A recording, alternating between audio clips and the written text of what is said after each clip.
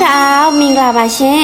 ပန်းညဆေးလေးလျှောက်လေးကြမယ်ရှင် let's go မောက်ဆိုင်တွေအစုံဘလောအများကြီးပဲဈေးဆိုင်တွေလည်းအများကြီးဒါတော့မှမိုးရွာထားတာနော်တချို့ဆိုင်တွေဆိုတိမ့်နေတာကိတ်မောက်လေးကြည့်ပါအောင်စားချင်းစပွဲလေးတွေဒီပန်းညဆေးတွေမှာဆိုရင်စုံတယ်အစုံဘလောကြီးအများကြီးရှိတယ်ဒီခောက်ဆွဲဆိုင်လေးလူအများကြီးပဲတန်းစီနေတယ်စားကောင်းမဲ့ပုံပဲနော်အိုးကြည့်ပါအောင်ခရုလေးအရန်ကြည့်တယ်ကမာလားခရုလာတော့မသိဘူးဒါမင်းဒီပန်းညဆေးကိုပြန်လာတာကဘာမဟုတ်ဘူးကစွန်းဥပြုတ်လေးစားချင်လို့ဒီကစွန်းဥပြုတ်လေးကလေအရန်ချိုတယ်အရန်စားလို့ကောင်းပြီးတော့နူးညံ့နေရောကစွန်းဥပြုတ်ချိုလေးနှစ်တုံးဝယ်လာခဲ့ပါပြီရှင်ဒီကစွန်းဥပြုတ်နှစ်တုံးကဘယ်လောက်ကြလဲဆို9ကျပ်တုံးပါနော်စားကြပါအောင်တယ်လို့ရေအနက်ကလေးကမှုေးပြီးတော့ပူလေးအရန်စားကောင်းမဲ့ပုံပဲနော်အရင်တစ်ခါကစားထားတာအရန်ကိုစားကောင်းလို့ထပ်ပြီးစားချင်လို့ပန်းညဈေးလေးကိုပြန်လာခဲ့ပါရှင်အရန်စားကောင်းတယ်ပေးထားတဲ့ဈေးနဲ့လဲစားကောင်းတာမလို့နော်ဈေးလဲကြီးတယ်စားလဲကောင်းတယ်အနက်ကလေးကလည်းမှုေးတယ်